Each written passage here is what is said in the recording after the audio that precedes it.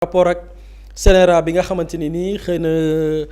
dootul nekkati parce que démb voté nañ beneen kër gi nga xam ne moo koy remplacer di woyu ci turu CNRM bi nga xam ni mooy nekk organe bi nga xamante ni benn organe de régulation autonome lay nekk di caytu lépp lu jëm ci barab yi nga xam ni information dafay jib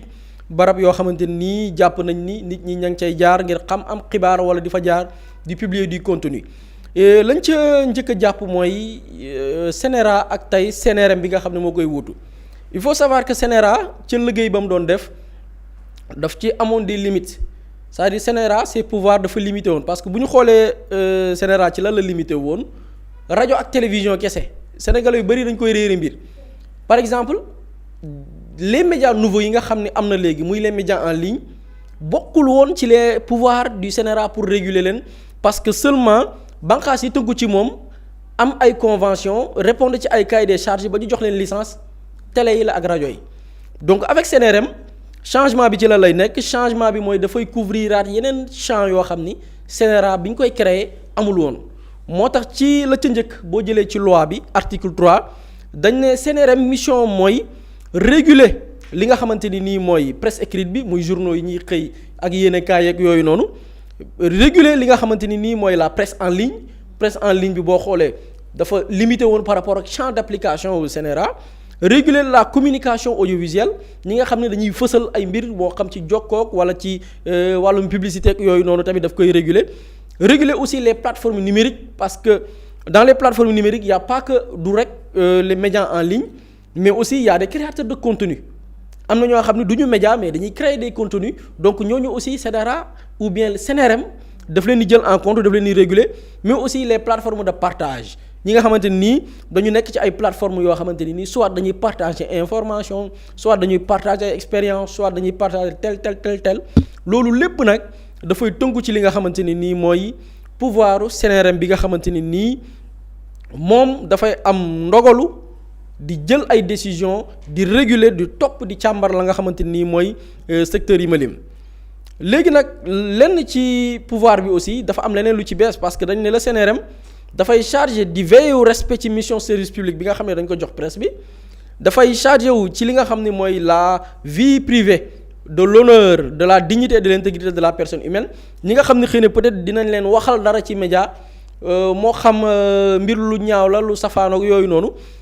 kër gi dafay veiller ci sàmmal leen li nga xamante ni mooy luy ragab seen der wala di sàmm li nga xam ne mooy seen dignité mais dafa am leneen loo xam ne nii dafa xew ci médias yi lu bees ak les plateformes numériques muy l'intelligence artificielle bi muy jël ampleur bi muy jël boobu CNRA xalaatul woon ni intelligence artificielle dina am parce que le danger avec intelligence artificielle mooy tey nit mën na jël xar kanamu Ramatulaay wala xar kanamu Pape Samba par des plateformes payante wala parfois même gratuite générer kanamu Ramatulaay générer ko ci yeneen anam wala jël Ramatulaay représenter ko ci benn environnement boo xamante ni sax mosu faa dem wala ma jël voix wu nit cloné ko maanaam nit ay wax ma jël voix bi utiliser ko mu wax leneen ku ko dégg ne ah di kat voix wu nit la loolu lu bees la lu ñu gis ci li nga xamante ne nii mooy ci plateforme numérique yi kër gi tamit dafay veiller ci ñuy utiliser intelligence artificielle di ci def safaan loolu aussi dafay bokk ci li nga xamante nii mooy ses missions léegi nag kër gi ñan ñoo koy composer loolu aussi yaakaar naa sénégalais yi ñu ngi koy laaj kër gi dina am président du collège kër gi dina am benn membre boo xamante ni nii dafay jugee ci le secteur wala du milieu professionnel de la communication audiovisuelle secteur bi dina am aussi wala bu kër gi dina am membre boo xamante ni ci presse en ligne bi la jugee médias yi yëngu ci xarala yu yees yi dina am benn membre boo xamante ni nii ci créateur de contenu yi lay jugee wax naa ni les créateurs de contenu ñi nekk YouTube Facebook TikTok Instagram Snapchat toutes les plateformes tamit ñoom CNRM bi dafay réguler léegi seen activité ñoom it dinañ ci am benn membre bu leen fa teewal un spécialiste en TIC ki nga xamante ni nii xam-xamam dafa màcc ci lépp lu jëm li ci wàllu technologie de l'information de la communication dina ci am représentant koo xam ne xam-xamam dafa wàcc ci wàllu droit des médias anam yi nga xamante ni mooy loi yi encadré tasukaay yi wala barabu tasukaay xibaar itam dinañ ci am représentant presse écrite journaux yi ñoom it dinañ fa am représentant ab enseignant aussi du rang A des universités aussi dina fa am représentant dina am aussi ñaari membre ñoo xam ne ñi ngi leen di tànnee ci bànqaas yi yëngu ci wàllu li sàmm ak yelleefu doomi aadama yi am na tamit beneen bànqaas bu ñuy wooyee conseil consultatif des jeunes du Sénégal kër goo xamante ni lépp lu jëm ci yëngu-yëngu ndaw ñeek yooyu ci réew mi dinañ ci am tamit benn membre mais aussi un membre issu des associations de protection des groupes vulnérables nit ñi nga xam ne ci biir société xëy na dañ jàpp ne leen di néewal doole xëy na suñu borom daf leen nattoo laagoo wala yeneen i melokaan ñu leen di pooyee ay personnes vulnérables ñooñu itam dinañ am représentant ci biir bànqaas boobu la ñu koy woowee CNRM léegi ñooñu bu leen tabbee seen nekkin biir CNRM ci ban app la ñu ne seen mandat dafay durer ñetti at yoo xam ne benn yoon lañ ko mën a renouveler maanaam bu ñu tabbee ay membres ne fal nañ leen de 2025 à 2028 bu 2028 di jeexee mën nañ leen renouveler waat ñu dem ba 2031 bu 2031 jeexee nag ñoom dañuy abale mënatuñu yóotuwaat beneen mandat donc ñaari mandat la ñu mën a def muy ñaari 3 ans bu ñu paree cédé bu ñu xoolee tamit ñan ñoo mën a def léegi signalement bi maanaam kër gi ni muy liggéey kër gi mën na jot ay signalement wax naa léegi nit mën na nekk victime ci média wala benn créateur de contenu nit kooku noonu dafay am possibilité def plainte fi nga xamante ni nii mooy CNRM ne man kat plateforme nangam diw moo ma publier waxal ma lii wala média nangam diw moo ma publier nit ki léegi dafay am sañ-sañu dem ci CNRM porter li nga xamante ni nii mooy signalement kër gi tamit mun na def lu ñuy woo autosaisine toog ci monitoring bi ñuy def ñu caytu gis ni ay kër wala ay média wala ay créateur de contenu def nañ ay mbir mu autosaisiru addu ci li nga xamante ni mooy liggéey woowu nga xamante ni nii ces acteurs ñi ngi koy def léegi nag bu loolu amee kër gi naka lay def parce que coow li bari na par rapport ak les sanctions mais man ci li ma lire boog ci loi bi projet de loi bi article 32 ci sanctions yi kër gi du ñëw rek fàq yat wala commencer di dagg ay bopp dañ ne ci article 32 bi sanction yi li ci njëkk mooy li nga xamante ni nii mooy wàllum artu mise en demeure maanaam bu ñu gisee ni média diw créateur de contenu diw journal diw def na dara la ñuy njëkk a def mooy mise en demeure ko wala nit ki tey bu defee signalement xam nga nit parfois mën nañ ko tooñ ci média wala plateforme numérique wala benn waay boo xam ne créateur de contenu lay tuddee boppam nit ki bu demee porter plainte au niveau du CNRM dañ koy may sax diir ngir mu àddu te buy àddu dafay envoyer mise en demeure ki nga xamante nii moom la ñu plainte bu loolu amee moom ci wàllu boppam mun na dafay amal beneen délai boo xamante ni nii dafay envoyer avertissement bu mise en demeure bi weesoo mu avertir li nga xamante ni nii mooy kër ga bu dee nag kër ga moo xam créateur de contenu média jëlul des solutions par rapport ak mise en demeure yooyu noonu mën nañ jël li nga xamante ni nii mooy daan c'est-à-dire que teg ay daan foofu nag la daan yi di ñëw parce que dans la loi lan la ñu wax dañ ne en cas de récidive maanaam nit ki di wëy di tollanti artu yi nga xamante ni def nañ ko te bàyyiwul xel mise en demeure ak notification yi ko CNRM di ko envoyé mën nañ ko suspendre benn ba ñetti weer dootul diffuser maanaam yow dinañ la aaye ne la yow weer ba ñetti weer yow dootoo diffuser ci réew mi yow moo xam secteur bu mu mën a doon média en ligne média classique télé rajo journal créateur de contenu ñu ne la yow tere na la yow ngay diffuser benn weer ba ñetti weer mën nañ la suspendre li nga xamante ni nii bu dee journal la wala journal média en ligne mën nañ suspendre média en ligne bi benn weer jàpp ñaari weer ne journal bi wala média en ligne bi yow dootoo publier ci dara bàyyil publier benn ba ñaari weer bu dee nag dafa wëy di tollanti yëf ya bu dee média en ligne la mën nañ tëj nag journal bi wala site en ligne bi donc loolu ay sanctions la yoo xamante nii prévoir nañ ko ci bu dee nag ñi nga xamante ni nii wàllum audiovisuel bu ñu ne audiovisuel télé ak rajo ci lañ bokk bu leen mi dafay mise en demeure artu leen avertir leen ñu wëy di continuer li ñuy def dañ ne CNRM mën na résilier convention bi dox diggante rajo bi ak kër gi maanaam charte yi tënkoon diggante rajo bi wala télé bi ak CNRM ba tax ñu jox ko autorisation ne ko mën nga exercer mën nañu résilier contrat bi bu dee dafay continuer di tooñ loolu c'est des sanctions yoo xamante nii dafa ñeel seen liggéey ak lañ ci war a jël comme décision léegi nag par rapport ak sanctions pécuniaires yi nag foofu lay ñëwee tamit y a des sanctions pécuniaires muy la nga xam ne nag dañ koy dagg ci poche ñi nga xam ne jàpp na ni ñooy def jëf ji ñu ne mën nañ la daan bu dee presse écrite la muy journaux yi wala média en ligne mën nañ la daan 500 000 jàpp 5 millions yoo xam ni mën nga ko fay ñu ne la yow yaa tooñ aca dàmpal nangam ci koppar mën nañ la daan aussi bu dee ñiy yëngu ci wàllu chaîne de valeur communication audiovisuelle bi télé ak rajo ci lañ bokk mën nañ la daan 2 millions jàpp 20 millions ñaari millions jàpp ñaar fukki millions yoo xamante da nga koy fay ci amende mën nga fay bu dee plateforme numérique pour les plateformes numériques nationales mën nga fay tamit 5 millions wala 2% du chiffre d'affaires hors taxe réalisé au Sénégal pour les plateformes numériques nationales c'est-à-dire que mën na la daan 5 millions wala ñu xool ci sa chiffre d'affaires yow ñaata ngay am ci koom ñu calculer tëq ci 2% yoo xamante ni yow di nga ko fay loo xamante ni nii di nga ko fay ba pare fayaale taxe ba parce que taxe ba du ci bokk di nga ko fay xaalis ba pare fay taxe bi nga xamante nii moo war a àndal somme boobu noonu mais aussi bu dee les plateformes numériques internationales aussi jël nañ leen en compte parce que am na fii Sénégal ay médias yoo xam ni bitim réew la ñu jógee am fii ay bureau di exercer di joxe ay information ñooñu tamit bu ñu defee jëf yi ma lim sànq mën nañ leen daan lu toll ci 100 millions wala bu weesuwul 100 millions yi mën nañ xool seen chiffre d'affaires la ñuy générer ci alal ñu teq ci 2% yoo xamante ni tamit dañ koy fay lu bokkul ak la nga xamante ne nii mooy taxe bi nga xam ne war na ci dolleeku donc ci tënk loolu mooy vraiment li nga xamante ni nii mooy CNRM di banqaas bi nga xam ne moo war a remplacer CNRA démb assemblée nationale ñu voté ko ba adopté ko xëy na application bi mooy des ak créer la nouvelle équipe bi nga xamante ni ñoo war a diriger kër googu noonu donc loolu la ñu indi woon ay leeral par rapport ak mbir mi soxna Ramatoulaye. jërëjëf Boury am na solo Pape Samba ci CNRM bu bees bi remplace CNRA gis nañ ni moom am na pouvoir de sanction. effectivement te pour revenir ci contexte bi sax mooy ni ko Boury doon waxee xam nga dañoo nekkoon ci contexte boo xamante ni ñun chaque jour ñu wax ko ci plateau bi il faut une régulation des médias et des réseaux sociaux c'est-à-dire que c'était une urgence parce que médias yi ñëpp gis nañ médias yi ni muy fonctionner réseaux sociaux yi gis nañ lépp nu mu doon fonctionner ñun chaque jour sur ce plateau on a dit qu'il faut que l'État en tant qu'autorité mu ñëw def une régulation dans tous ces secteurs là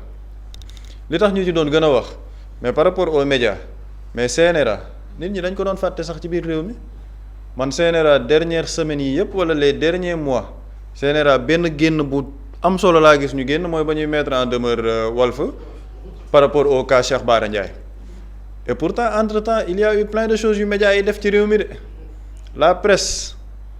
écrite bi journaux yi am na journaux yoo xamante ni ci réew mi chaque jour que Dieu fait ils sont dans la diffusion de fausses nouvelles di joxe ay mauvaises informations te dara du leen ci fekk et pourtant c'est interdit par le code de la presse man du ma journaliste mais jàpp naa ni c'est interdit par le code de la presse même déontologie presse sax da koy tere parce que presse dañ ne la yow il faut vérifier ton information nga jox nit ki une information bu crédible mais am na journaux yoo xamante ni ci biir réew mi xam nañ li ñuy joxee ci ay information du information yu crédible il y a des médias fii au Sénégal muy ay chaînes de télé wala ay médias en ligne faut voir seen plateau yi lan moo fa xew su booba ngoon du ñu wax ci ay sujets yoo xamante ni sujet d'actualité wala lu intéressé réew mi ils ont une ligne éditoriale claire léegi en tant qu'autorité nit ñi fan lañ ciy taxawee moo tax l'importance de la venue de autorité bii nii mooy CNRM bi ñuy wax parce que bu fekkee ne élargir nañ seen champ d'application ci réseaux sociaux yi créateurs de contenu ça c'est excellent parce que les créateurs de contenu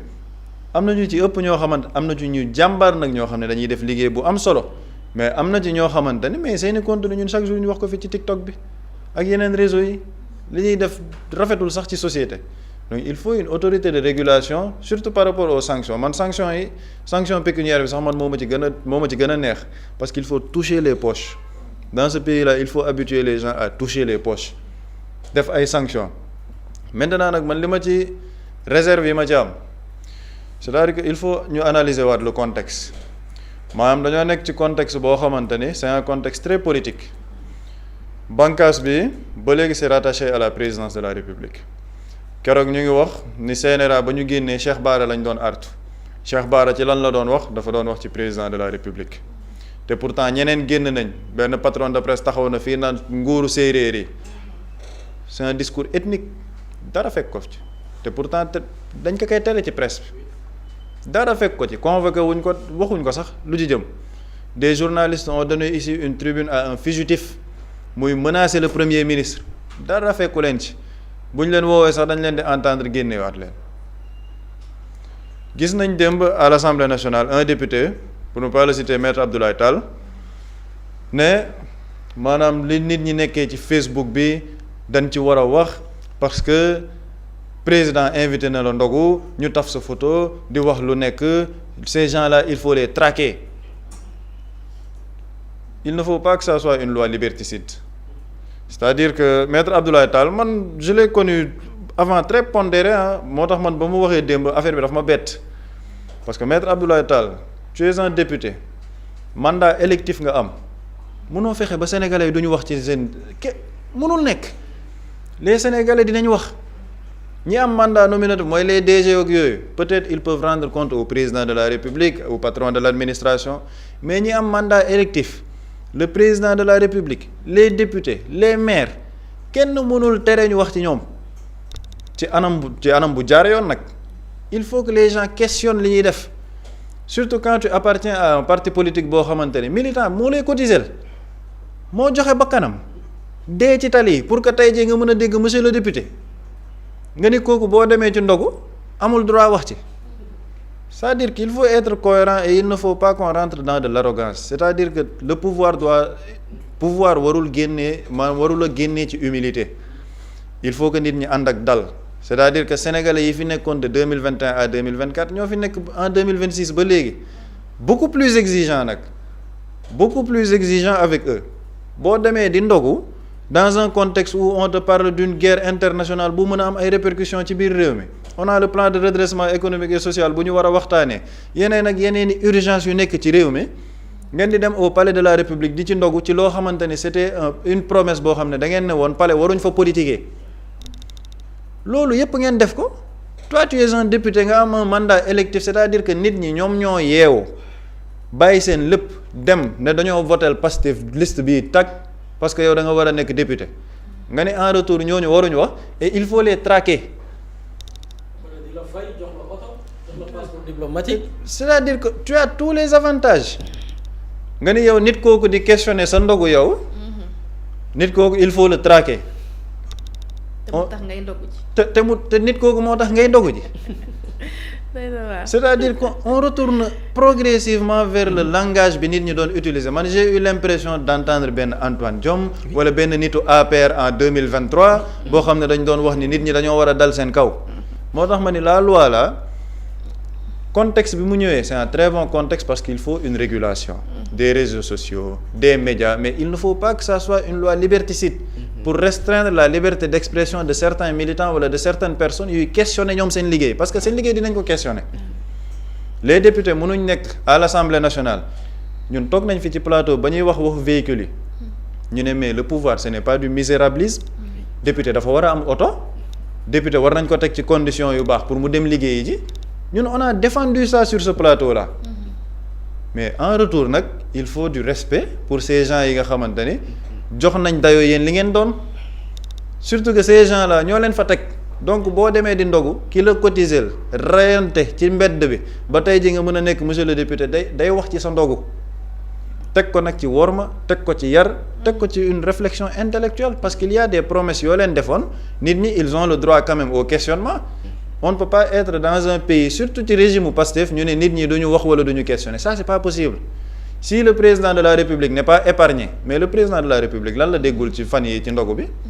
si le président de la République n'est pas épargné c'est pas un député qui sera épargné parce que dama koy wax ils ont des mandats électifs nit ñi ñoo leen fa tabb am un droit de regard nag ci li ñuy def surtout qu'à l'Assemblée nationale il y a plein de choses à redire parce que sànq ñu ngi wax reddition des comptes bi mais les députés pouvaient entreprendre des commissions d'enquête parlementaire sur plusieurs sujets dossier ArcelorMittal bi les 45 milliards Assemblée nationale am nañ prérogative def ay commission d'enquête parlementaire defuñ ko dossier Softcare bi nga xamante ne ba léegi personne n'en parle fan la ci député yi toll depuis ba ñu ñëwee ci nguur gi ba léegi il y a eu une seule proposition de loi c'est la loi Amadou Ba par rapport à l'interprétation de la loi d'amnistie à part loolu député yi ban proposition de loi lañ def te pourtant il y a à manger à boire dans ce pays li ñu ne woon dañuy def une résolution pour la mise en accusation de Macky Sall pour haute trahison dossier boobu fan la mujj dañ ne ko Guy Marius Sagna li nga dugal c'est pas conforme matul ça ne respecte pas les conditions yi mu war a def dossier boobu kenn da cee tuddati et pourtant c'est la responsabilité des députés li ñuy wax nii c'est une critique constructive par rapport à l'Assemblée nationale c'est-à-dire que am na dossier yu bari yoo xamante ne ñu ngi leen ciy xaar et les Sénégalais vont continuer de critiquer parce que sànq maa ngi ko wax les Sénégalais doivent être exigeants ak ñi ñu fal Sénégalais duñ leen jox privilège yi ñu leen jox et dans un contexte où on dit aux Sénégalais takk leen seen ndigg yéen muñ leen yow ci contexte muñ boobu nga taal sa oto dem ndogu ji parce que soi-disant le président de la République ku mu woo da ngay ñëw du ku mu woo da ngay ñëw am na des personnes qui ne sont pas parties parce que d'accorduñ c'est une question de principe loolu sax c'est sanctifier le président de la République comme si le président c'est un dieu le président c'est pas un dieu c'est pas un demi-urge nit la bu ñu fal boo xamante ni dafay war a rendre compte moom après au peuple sénégalais suite au programme bi mu leen tegal yow boo taalee sa oto dem ndogu ji ki nga xamante ni nag moom kaasu kafim tënn ko mburoom tënn ko te pourtant dafa reyante pour nga falu dafa am droit de regard et droit de critique par rapport à ça ñoom ñi ñu fal il faut qu'il soit humble et qu'il ne soit pas allergique à la critique parce que critiques yi leen di nit ñi critiquer et pourtant ce sont des critiques constructives du critique pour xalab leen ce sont des critiques pour lii ngeen ñu waxoon ci projet bi kaa leen ngeen dellu si donc cette loi pour revenir ci contexte loi bi il ne faut pas que ça soit une loi liberticide boo xamante ni ku wax dara rek ñu ne waaw waroo ko waxee nii parce que diw lii et ça je ne suis pas en train de défendre nag ñi nga xamante ne dañuy xotti worma maanaam kuy wax di saaga wala ngay waxee nenn ñi loolu yoon na ci def liggéeyam parce qu'on est dans un pays boo xamante ni il faut promouvoir un débat sain au niveau de l'espace public mais ku critiquer teg ko ci yoon loolu moom kenn mënu ko tere ci biir réew mi c'est-à-dire que les gens vont critiquer loolu moom il faut ñu yaatu dënn et puis li ma ci gën a interpellé par rapport à Maître Tall il est porte-parole de Pastef parce que c'est un dossier politique porte-parole de Pastef son leader de parti est insulté dans ce pays depuis 2 ans lan la ci wax dañ ko cee dégg daf cee wax moom parce que taf nañ photo ne yow yaa ngi benn tànk ci Diomaye président beneen tànk ci Pastef tu dis que ces gens doivent être traqués kon xanaa les personnes qui insultent à tout va le premier ministre ba ci mujj am na ku génn plateau wax lu ko neex kon ñooñu xanaa lu raw traqué lañ leen di def et pourtant dara fekku leen ci on est dans un pays de liberté d'expression mais loolu nag ça ne rejoint pas par exemple waa CEDEPS Alioune Tine c'est-à-dire que man surtout le doyen Alioune Tine vraiment le doyen Alioune Tine na ci jàpp noppalu quoi c'est-à-dire que na ci jàpp bañ a dugg ci yenn dossier parce que les Sénégalais quand même am nañ benn respect bu ñu am ci moom par rapport ak xëy na parcours beeg yooyu il ne faut pas mu dugg ci yenn mbir yoo xamante ne dañ ko ciy xeeblu parce que dans ce dossier-là quand tu viens tu nous parles de ouais il n'y a pas eu de concertation pour reprendre les termes yi CEDEPS def c'est-à-dire que dans ce pays-là daal y a des secteurs yoo xam ne kenn du leen laal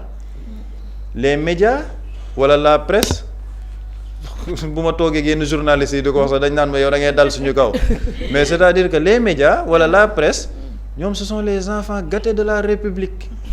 ñoom mën nañ toog ci réew mi du ñu fay fisc kenn waru ko tudd mën nañ toog ci réew mi di def diffusion de fausses nouvelles kenn waru ko tudd mën nañ toog ci réew mi yore ay nit ci seeni biir société duñ leen defaral contrat de travail bu ñu leen defaralee contrat de travail di dagg seeni cotisation dugal ci poche kenn du ko tudd boo waxee ni da ngay réguler le secteur pour ngeen mën a fay fisc di contrôler li ngeen di wax respecter le cahier des charges ñu ne c'est une restriction des libertés de la liberté d'expression mais kan la ñu yàpp ñoom mën nañ am droit de parole sur tout le monde te médias yi ñoo dàq wax nag ci nit ñi fu ñu tourner waaw diw lii dañ ko war a redresser diw lii diw la mais yow kenn du la redresser liberté d'expression léegi nga gis ci ay hommes politiques yoo xamante ni tamit aucun programme dem à l'Assemblée nationale naan waaw dañoo bëgg a tënk médias yi nangam sangam c'est-à-dire que boo bëggee wax loolu continuer di xool ñaata poto lampe la ñu taalagul maanaam bul dugg ci débat yii nii parce que ça ne t'intéresse pas continuer ci loolu mais pour dire que la presse c'était normal mu am une régulation surtout au niveau des réseaux sociaux bu ñu gisee li nekk di xew ci société bi c'est un très bon contexte c'est une très bonne loi mais il ne faut pas que cette loi nag soit liberticide boo xamante ni dañuy mën a dal ci kaw nit ñi à tout va bëgg restreindre seeni pensées parce que bu boobaa loi bi li ko taxoon a jug dañ koy teggi et je pense que loolu nag du nekk loo xam ne day arranger la société sénégalaise. jërëjëf Pape Samba am na solo bu dee ba tey ci mbirum CNRM boobu gis nañ ne aussi côté média bi la surtout ñun ñi nga xamante ne on est dans le milieu lan mooy attente yi surtout par rapport à kuréelu bees bi nga xamante ne lu ñuy xaar ci moom bëri na lool. bon li ñuy xaar ci ñoom mooy aspect régulation bi ñu gën ko yembal ba ci ñun ñii dañ ciy boole suñu bopp njumte mënul ñàkk ci liggéey parfois sax nit def par méconnaissance ñàkk a xam nit mën na def ci parfois réere mbir texte yi man j'en suis sûr Pape Samba parle des médias tey boo jëloon 100 acteurs yi yëngu ci wàllu wi boo leen laajoon est-ce que lire ngeen code de la presse ñi ko ci lire yaakaar naa bariwul et je pense que des organes comme CNRM tey seen rôle du ma ne xëy na mooy fàttali jàngal nit ñi parce que am na ci yoo xam ne yaa ci war a sax jiitu mais réguler bi au vrai sens du terme mu am et man dama ko fi soulever woon et je pense que tey pour projeter wu vers cet organe là da nga jël exemple du CNRA Pape Samba mi ngi souligner CNRA kan la mujjee avertir ci média muy Cheikh Bara tey boo jëlee la forme de cette notification bi ñu notifié woon le directeur de Walf TV Moustapha Diop man maa ko seetaan doyen bi ne moom en tant que directeur général de Walf TV Moustapha Diop jotul les éléments yi ko CNRA wax ne ko lii la Cheikh Bara wax loolu li muy signifié mooy dans le travail du CNRA le CNRA ne fait pas bon pour bañ a exagérer parce que dama jàpp ne bu fekkoon ne ñi ngi def monitoring des médias yooyu booy notifier nit ñi da nga def sàngam dañ ko naan lii nga def tel jour nga ko wax ban heure partie bii nga ko waxee ci émission bi mais da ngay gis ni ce travail de monitoring amul et loolu lu tax mu am solo mooy dafay permettre tey kër gi mu mun a am tey non seulement dafay permettre tey les médias ñu mun a am une vision large par rapport ak les lignes éditoriales et tout mais aussi permettre tey on parle d'équilibre dans le traitement de l'information monitoring boobu noonu moo koy permettre man je me souviens doon nañ def benn en 2019 def nañ monitoring des médias mais qu'est-ce que la permettre en tant que moniteur da ngay xam chaque média par exemple dans une période comme une campagne électorale couverture bi nga mën a natt sax média bi candidat yu mu couvrir ku ci nekk ñaata temps de parole la jox en dehors de loolu émission yi nga xam ne émission d'affrontement lay nekk entre ay camps politique journaliste bii def émission bi temps de parole ñaata temps de parole la jox Pape Samba ñaata temps de parole la jox son vis-à-vis donc loolu dafay bokk ci monitoring des médias bi nga xam ne tey kër gi selon le traitement de l'information l'équilibre dans certaines circonstances dafay permettre nit ki am ko mais est-ce que CNRA faisait ce travail je ne crois pas parce que bu fekkoon ni am na ci mise en demeure bi ñu mujjee def par rapport ak Walf TV ils vont dire que telle chose nga def donc da ngay gis ni am na manque bu rëy par rapport kër gi ni mu war a fonctionner tey CNRM foofu lañ koy xaar par rapport aux médias mu am un travail de monitoring boo xamante ni nii ñi ngi koy def mu am liggéey woo xamante ni nii tey par exemple on peut pas permettre tey da ngay gis tey ci médias yi par exemple je donne un exemple ku invité nit moom li mu bëgg a dégg la bëgg invité wax ko par force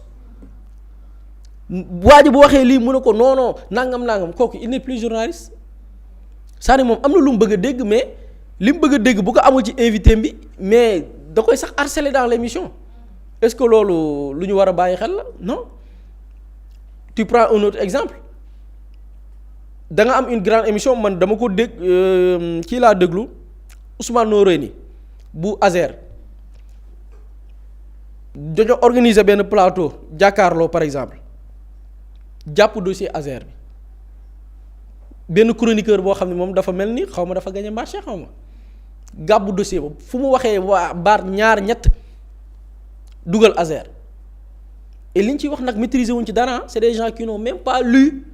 le contrat dara xamuñu ko ci loolu mu wax mbel ba jeexal xam nga dans le code dañ ne bu loolu amee ñi ñu tuddal wala que ñu tudd turam moom bu demander droit de réponse média bi daf ko war a may d'office par force ñoom Ousmane Noreyni ne dañoo woowaa TFM jàkkaarloo ne leen dañu bëgg droit de réponse parce que seen chroniqueur bi wax na ba géex li mu wax dara du ci dëgg ñu bañ dans ce cas de figure foofu la ñuy xaar ay CNRM nit ki bu soxlaa droit nga jox ko mais lan la ñu def invité wuñ ñi nga xam ne ñoom lañ tudd de dem invité ñoom Thierno Alassane Sall xam ne tappalekat bu mag la du wax dëgg day créer day dugg ci choses yoo xamante ni sax maîtriser wu ko Thierno Alassane Sall lu ci yoonam ci dossier Azer lan moo ko ci dugal est-ce que média bi moom warul poser question kii lan moo ko dugal ci dossier bi day mine courant goo xam ni yow mine nga sax la ñu war a remettre en question la parce que jiite nga ministre de l'énergie Azer nekk ci sa kilifteef am benn marché boo xamante ni benn entreprise moo ko gagné ñu ne dañu war a électrifier nangam de village ci telle période yow boobu yaa nekkoon kilifa Azer ba 2025 village yooyu mu waxoon moom électrifier wuñu leen par rapport ak marché boobu noonu kan moo ko dégg moom du tudd marché boobu noonu léegi tappalekat boobu on parle de dossier d'électrification tey en 2024 ñu ne tappalekat boobu la ñuy invité mu toog alors que ñu tudd seen tur ñoom nee nañ leen may la ñu émission ñu bañ loolu dafa war a bokk ci la régulation quand même donc loolu la pour man la responsabilité dañ ko war a natt foofu noonu. C'est-à-dire que des gens parlent des choses yoo xamante ni dañ ko maîtriser et puis nit ki bu toogee ci benn dossier parce que y a trop de manip il faut le dire presse ñu ci bari dañu créer seen groupe de presse juste pour faire de la propagande ñu bari dañu créer seen groupe de presse juste pour utiliser ko comme moyen de chantage aux politiques loolu aussi lii mën a déterminer ba média bi du jël cette orientation parce que ku nekk na am nga ligne éditoriale média bu nekk am nga ligne éditoriale mais fii problème bi mooy gars yi du ñu assumer seen ligne éditoriale lii mooy problème mu média yi du ñu assumer seen ligne éditoriale xam nga ñun suñu ligne éditoriale mooy ligne éditoriale assumée prendre position lu ñu d'accordul on l'assume mais am na ci ñoo xam ne du ñu assumer seeni position dañuy politique mbubboo turu média mbubboo maqaamawu journaliste toog di manipuler invité nit da ngay gis koo xam ne polémique dafay am ci benn affaire mu invité nit juste kooku pour kooku wax li mu bëgg a dégg kooku bu ko waxul mu am déception bu rëy di ko harceler ci plateau bi donc yooyu yëpp dafay bokk ci mbir yoo xam ne ñi ngi ciy xaar kër gu bees gi et espérons que en matière de régulation dina permettre aussi d'autres secteurs parce qu'il y a la plateforme numérique et tout tey nit ñu da nga koy gis parfois fii da ngay def émission wax benn affaire nit yokk ci loo xamante nii sax dans le contexte sax du woon ce contexte là yooyu tëpp dafay bokk ci li tax surtout solowu kër gi muy les plateformes numériques yi ñu ci boole l'essentiel mooy nañ fa teg des personnes compétentes nañ fa teg ay nit yu am vision nañ fi teg ay nit ñoo xam ni nekkuñ ci mbiru clan parce que waxoon naa ko fii dama koy baamu li yàq presse bu Sénégal mooy mbiru clan presse bu Sénégal am na fukki clan ak juróom-ñett clan wu dóorkat yi clan wu tappalekat yi clan wu borom link yi clan wu ñi nga xamante ni nii xëy na peut-être ñoo bokk ngëm-ngëm te wala dëgg lañu te loolu lu ndaw lañ nag tey boo jëlee un organe bu ci mel ni CNRM teg fa koo xamante nii ci clan wu ñi nga xam ni tey boo nee yoon ñoom bugguñu jubal ci clan boobu la bokk kooku la lay def ay ñooñam yi mu bokkal secteur lay jël protéger leen mun nañ def ay njombe du leen tudd parce que mi ngi ci ay affaire clan bu dee nag média yoo xam ne jàpp na ni ligne éditoriale bi arrangé wu leen ñu utiliser des moyens pour di leen xupp di leen kii donc loolu nañ ci bàyyi xel parce que le dernier mot revient au président xam nga dañ naan appel à candidature mais bu ñu defee appel à candidature le dernier mot président moo ko yor c'est-à-dire que mun nañ ko proposer par exemple 5 profils ne ko profil diw ñii candidaté nañ pour jiite CNRM mais le président a la possibilité def une enquête de moralité kii bu ma ko tabbee est-ce que dafay nekk ci benn clan parce que média moom am na clan bu toxique bu fi nekk mooy clan wu dóorkat ñëpp xam nañ leen ils avaient bénéficié de certains privilèges Pape Samba duñu na ko c'est des gens qui étaient là man démb en off maa nga doon wax da ngay gis benn média boo xamante ni nii tey seen coow lu bëri yi lan la ay affaire convention lan moo waral convention yi jul problème média mooy signé convention ak benn parce que Macky Sall na la doon def dafa am ay médias yu ko favorable woon léegi ces médias naka la leen Macky Sall di alimenter day jël benn média ne ko assuré naa la sur nangami ministère direction di nga fa am des conventions de 50 millions 30 millions 40 millions un média peut s'en sortir avec plus d'1 milliard ci ces conventions ok d'accord convention c'est pour une communication institutionnelle ok d'accord pour les activités du ministère ou bien de la direction on est d'accord ba tey ou bien de l'agence nguur gu bees gi ñëw ni leen convention yooyu noonu ana publicité bi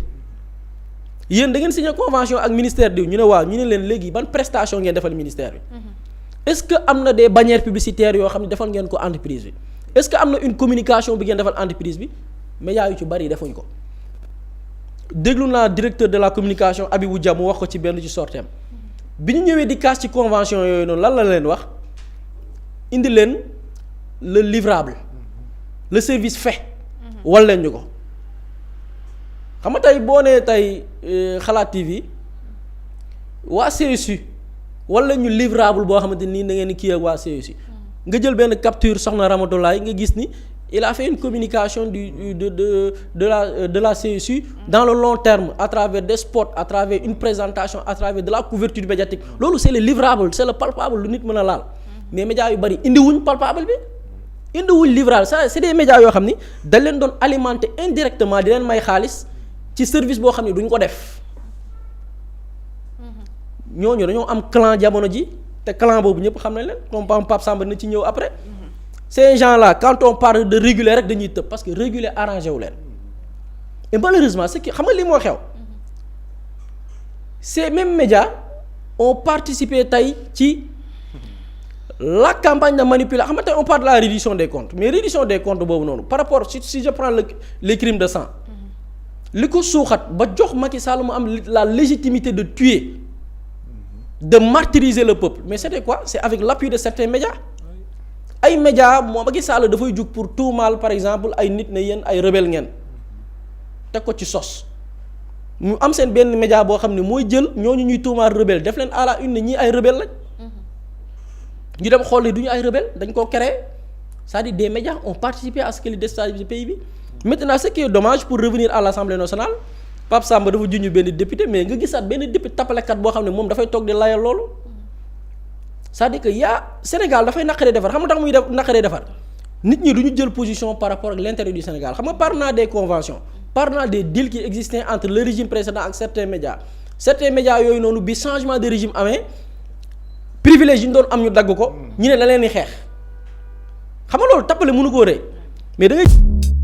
Mously Immo Sénégal moo leen di indil saafara ci jafe-jafe bu ngeen am ci wàllum immobilier yow mi bëgg a jënd kër yow mi bëgg a tabax wala nga jaay sa terrain jokkool ak waa Mously Immo ku am sa kër bëgg ku la ko terrassel wala nga am sa tool bëgg ku la ko lotisel defal la ko ay terrain Mously Immo Sénégal daf leen koy jàppandal gunge leen ci anam gu mucc ayib. ku am sa kër itam te nekkuloo ci biir réew mi bëgg ku la ko toppatool gérer la ko Mously Immo moo ci gën a gaaw gën ci wóor ku bëgg réfectionner tabax wala nga defar plan architecte mën nga jokkoo itam ak waa Mously Immo Sénégal mën ngeen leen a woo ci 77 887 25 13 77 887 25 13 Mously Immo indi saafara ngir jëndum kër tabax jaayum terrain terrasse yi ay tool wala lotissé ko defal leen ko ay terrain loolu lépp Mously Immo moo ci gën a gaaw man ngeen itam abonné ci seen chaîne YouTube Mously Immo Sénégal ngir am yeneeni xabaar yu gën a dëggu wala itam wàllum conseil ci wàllum immobilier fii ci biir réewum Sénégal